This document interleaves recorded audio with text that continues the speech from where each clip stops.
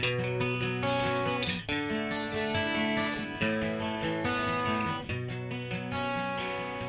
siang semuanya. Kita senang sekali pada kali ini kita berkesempatan untuk berjumpa dengan salah satu ahli ortopedi di Beacon Hospital, yaitu Dr. Putra Watakal. Hai dokter, apa kabar? Kabar baik. Kabar baik. Hai.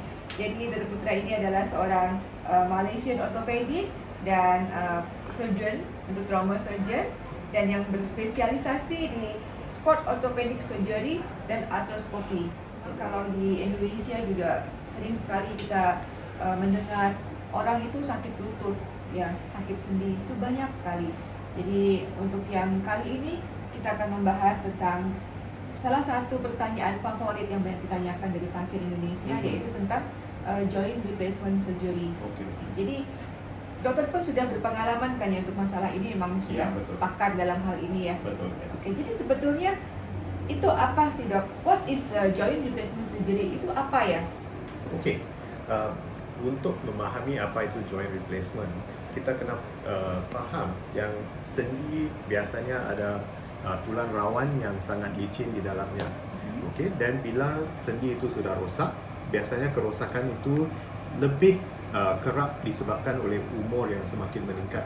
Kerana bila ada banyak pergerakan lepas banyak tahun, rawan yang licin akan menjadi kasar.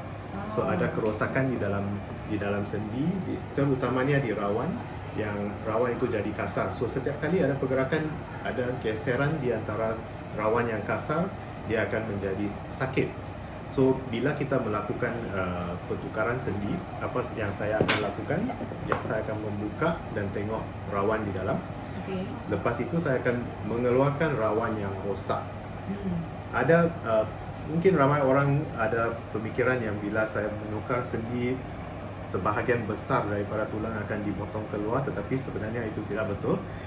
Saya akan mengambil keluar rawan yang agak nipis, lebih kurang 1 cm sahaja. So rawan yang sudah rosak akan diambil keluar dan akan digantikan dengan sendi yang baru yang dibuat daripada besi. Biasanya dia stainless steel atau juga titanium, dan sejenis plastik yang khas, yang lembut. Apabila sudah ditukar, disebabkan ada plastik yang lembut itu, pergerakan akan menjadi lebih selesa dan lancar. So itulah pertukaran sendi. Okey. Jadi setelah ditukar itu tidak akan ada lagi rasa sakit-sakit karena Tidak. bergesekan tulang itu ya. Betul, kerana dia sudah ditukar untuk menjadi sangat licin. Sangat So licin. dia tidak ada geseran, tidak ada sakit. Tetapi memang sangat penting untuk masih melakukan olahraga untuk menguatkan otot-otot di sekelilingnya untuk mendapat balik fungsi yang sangat bagus. Okey. Jadi biasanya sebelum seseorang memutuskan untuk melakukan itu joint replacement surgery, hal-hal apakah yang harus dipersiapkan dari dari pasien tersebut? Okey, sebenarnya kalau kita berbincang tentang sebelum joint replacement, mungkin lagi satu soalan ialah adakah rawatan lain yang mungkin bagus untuk pasien macam ini selain daripada pembedahan yang besar. Ini sebetulnya yang paling akhir ya dok ya?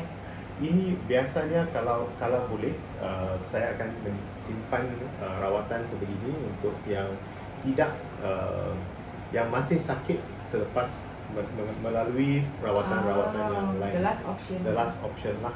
Okay, so biasanya ada 4 option yang saya akan memberi saya punya pesakit. Yang pertama, bila ada kerosakan sendi, dalam kebanyakan kes tidak ada cukup gel di dalam. So apa yang kita biasa lakukan, kita akan melakukan suntikan atau injeksi gel ke dalam lutut lah. So gel ini akan fill up joint ini, dia akan memberi pergerakan yang lebih lancar. So itu satulah.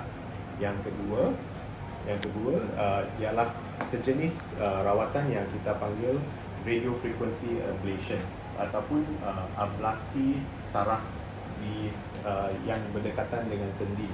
So biasanya bila kita ada kerosakan di dalam sendi, mengapa kita merasa sakit? Kerana dari sendi sini ada 4 saraf yang pergi ke otak kita yang membawa deria sakit itu ke otak.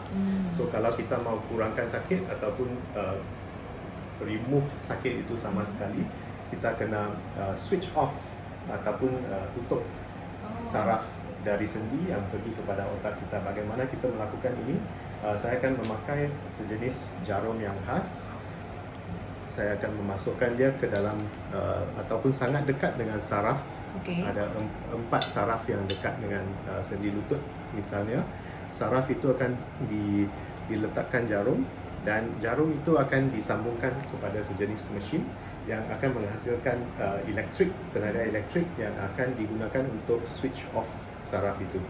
So ini akan memberi keselesaan, tidak ada sakit untuk masa lebih kurang setahun hingga 2 tahun lah. So ini bukan rawatan untuk untuk cure kerosakan sendi, tetapi kalau orang itu mungkin belum bersedia untuk melakukan pertukaran sendi, ini secara yang bagus untuk mendapatkan masa untuk apa? Masa untuk melakukan olahraga untuk kuatkan otot di sekeliling lutut lah. Itu sangat penting untuk kesihatan sendi. Okey, yang ketiga, Sorry doktor, apakah ini bisa diulang? Misalnya setelah 2 tahun bisa diulang lagi? biasanya selepas melakukan ini untuk 1 hingga 2 tahun orang itu tidak ada sakit. Dalam masa itu dia boleh melakukan olahraga untuk kuatkan otot. Dalam kebanyakan kes sakit itu akan kembali perlahan-perlahan. Yes. Tetapi bukan seteruk yang asal lah.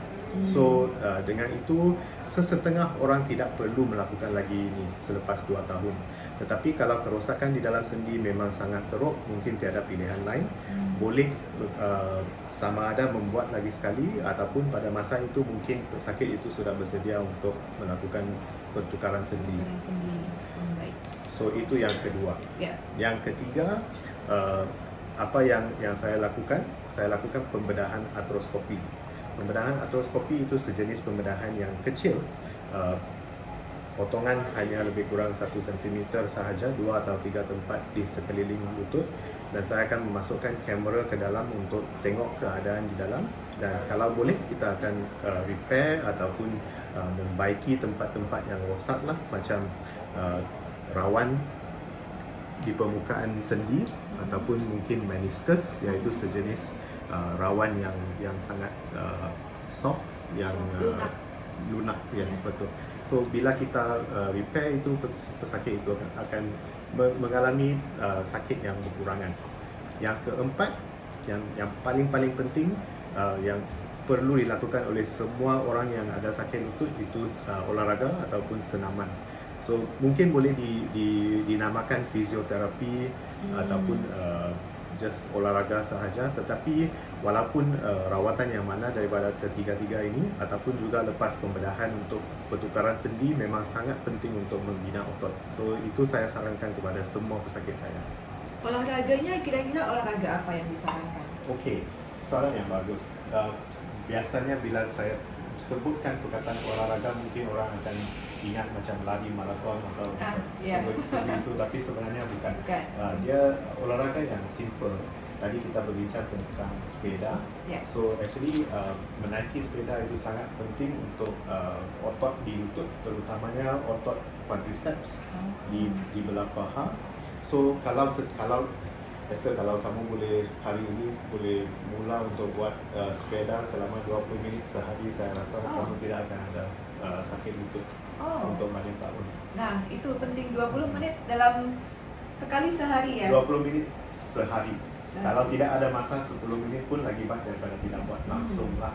Selain daripada sepeda, actually kalau tengok di website saya juga, saya ada letakkan beberapa jenis olahraga yang simple, seperti untuk mengangkat kaki. Ini akan menguatkan otot di belah paha.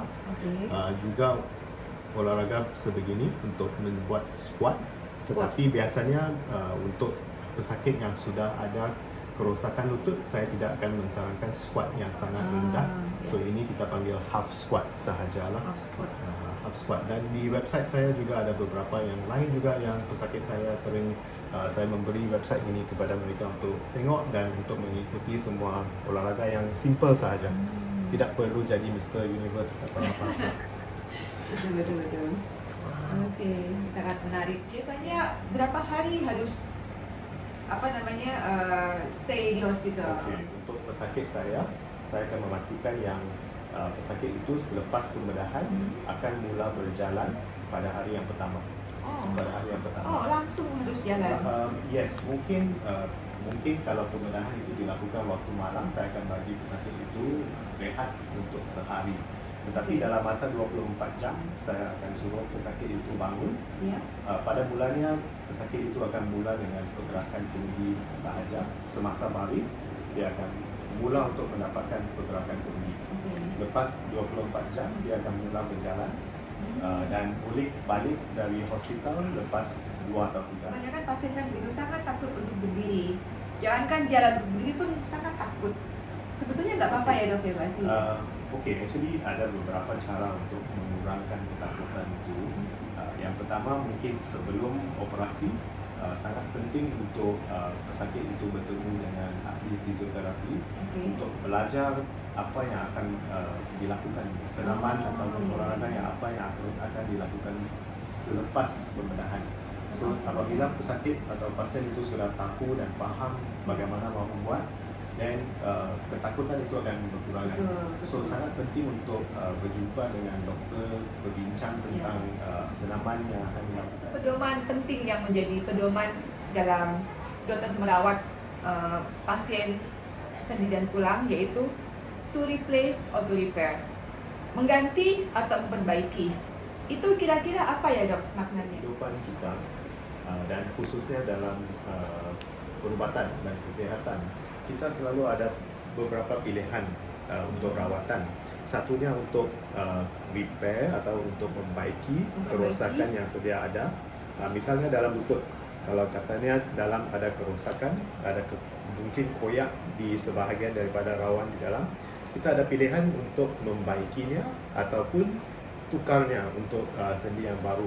So ini kadang-kadang bukan pilihan yang senang untuk dibuat, tetapi dengan berbincang dengan pesakit, dengan tengok kepada umur pesakit, kepada bagaimana pesakit itu mahu bersukan ataupun melakukan olahraga dalam masa depan, kita boleh memilih perawatan yang paling sesuai untuk pesakit itu. Sangat penting untuk kita membaiki apa yang kita ada, untuk menyimpan sendi yang Tuhan memberi kita untuk masa yang lagi panjang. Sebab kalau kita tukar sendi memang bagus, tetapi dalam keadaan-keadaan tertentu tidak ada pilihan selain daripada menukar sendi. Dalam keadaan yang masih boleh dibaiki, saya akan pilih untuk membaiki. Tapi kita akan berbincang sama dengan pesakit sekali. Okey. Jadi memang tergantung dari kondisi pasien, apakah masih bisa diperbaiki atau harus diganti ya dok ya? Betul. Biasanya untuk secara amnya ya, mungkin untuk pesakit yang lebih muda, belum sampai 50 tahun, dalam 30-an, 40-an, lagi baik untuk kita repair ataupun untuk membaiki. Ya, tetapi kalau umur sudah 50 ke atas, boleh dipertimbangkan untuk repair, kerana sekarang umur 50-60 sudah jadi golongan yang lebih mudah sekarang. Bukan dianggap tua, mungkin dulu lebih tua, sekarang semakin mudah, dunia semakin mudah. So saya rasa sekarang mungkin terdapat lebih banyak grey area yang mana perlu di repair dan yang mana perlu ditukar. Tetapi secara amnya orang yang muda itu kita akan repair, orang yang lebih tua kita akan pergi kepada pertukaran sendi. Apakah ada saran dari dokter sebelum kita menutup perbincangan ini? Kira-kira selain dari senaman, bicycle, naik sepeda, apakah ada makanan-makanan khusus yang bisa membantu kita untuk menguatkan tulang dan sendi? Sebenarnya ada benda yang boleh dimakan, ada benda yang boleh diminum, seperti susu yang berkalsium tinggi. I think semua orang tahu tentang susu yang berkalsium tinggi. Tetapi bukan semua orang yang boleh minum susu. Ada yang sensitif perutnya, dia tidak boleh minum susu. So ada makanan-makanan lain yang mengandung kalsium tinggi juga, seperti sayur-sayur hijau, seperti makanan laut dan ikan. Ini semua mengandungi kalsium yang tinggi. Itu sangat penting untuk menguatkan tulang. Tapi saya still akan stresskan yang paling utama itu bukan benda yang kita makan, tetapi olahraga yang kita lakukan. Juga banyak pesakit akan bertanya tentang benda macam suplemen macam mungkin glucosamine, chondroitin yang baru-baru ini yang saya ditanya tentang kaki ayam. Oh ya.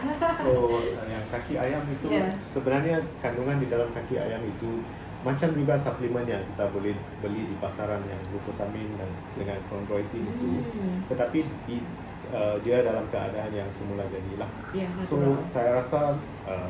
saya rasa memang boleh cuba untuk makan benda macam kaki ayam. Saya rasa bagus. Saya sendiri tidak pernah cuba, tapi saya diberitahu yang sangat sedapnya. Ya. Ya. Apalagi dimasak di pisang itu dong. Betul. Betul. Ibu istri saya memang dia suka makan. So bila dia datang dia masak, tetapi saya tidak berani makan sebab dia nampak sangat difficult untuk makan. Ya, mungkin harus dipotong dua. Coba bilang dengan ibu mertua, potong dua, jadi tidak nampak panjang. Tidak nampak Iya. menakutkan. Oke, saya akan coba itu. Terima kasih. Oke. Iya dok. Aduh, thank you banget untuk waktunya untuk siang hari ini. Kita sudah dapat mendapatkan ilmu yang banyak dari dokter ya.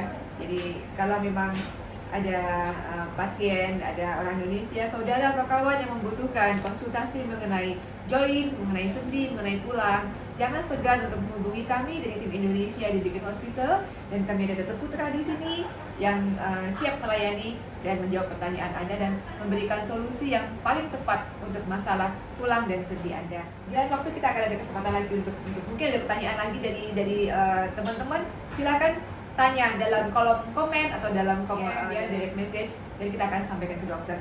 Oke? Silakan. Ya. Sampai Oke. jumpa kembali. Bye bye. Bye bye.